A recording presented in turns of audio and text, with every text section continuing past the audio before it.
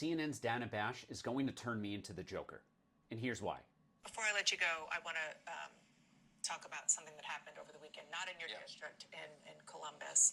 A group of neo-Nazis paraded through that city waving swastikas, covering their faces. This is not the first time this sort of thing has happened in Ohio in particular, and of course it's continuing to spread.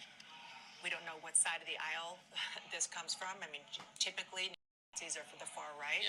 You had protests from the far left at your house. So Dana says there, I think reading off of a teleprompter, that we don't know who these people are. They might be far left, or they might be far right. We just can't tell.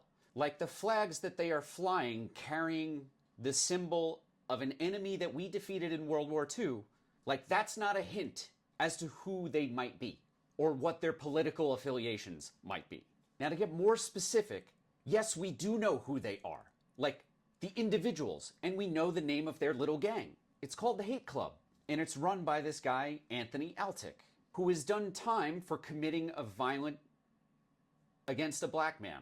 Dana, these things are not the same.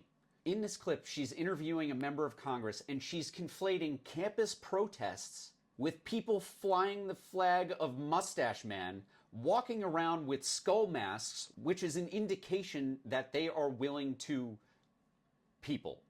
That is what that means. That is that symbol. The definition of terrorism is the use of violence or the threat of violence to achieve political ends. That's what they are.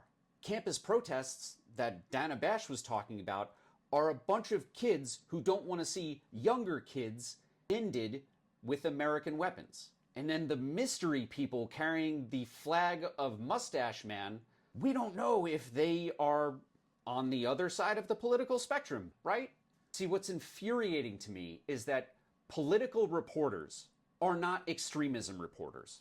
But over the last 10 years, we have watched the Republican Party not just embracing bad policy, but embracing the same policies as actual self-described fascists, like using the military to deport people. That's about as fascist as it gets, Dana. So some girl on campus wearing a keffiyeh is not the same thing as people carrying the flag of Mustache Man. But let's step back from this single incident and talk about the context, not just in the broader political moment that we're living in, but in the context of what our Congress is doing right now, passing new laws to give a fascist president, Donald Trump, new powers. H.R. 9495 is a bill that was narrowly defeated last week, and it's coming up again as soon as this week.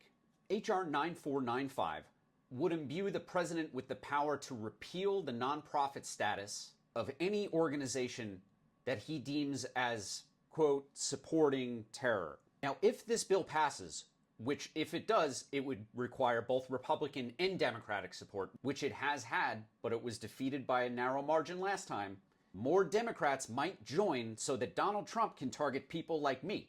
I am an anti-fascist.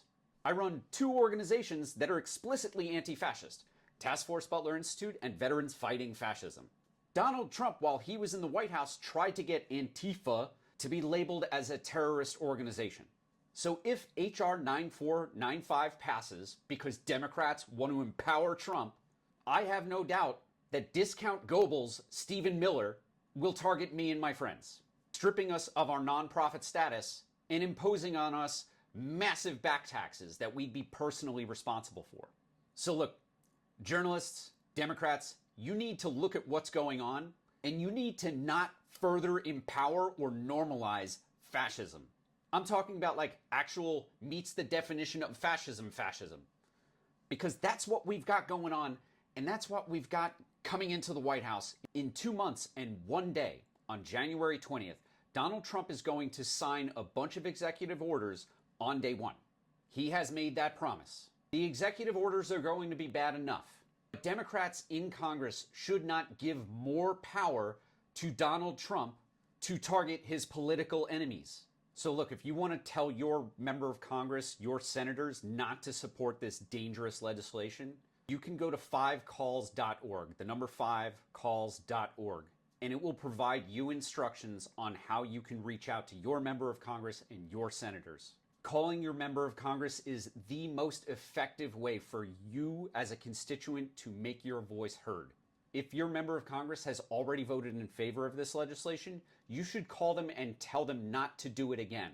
And if your member of Congress voted against it, you should still call them to reinforce that stance and let them know that you as their constituent will stand with their decision, which is to stop empowering Trump to censor and target and prosecute his political enemies. And look, if any journalist wants to cover extremist activity but wants to know how to do it safely, they can reach out to me.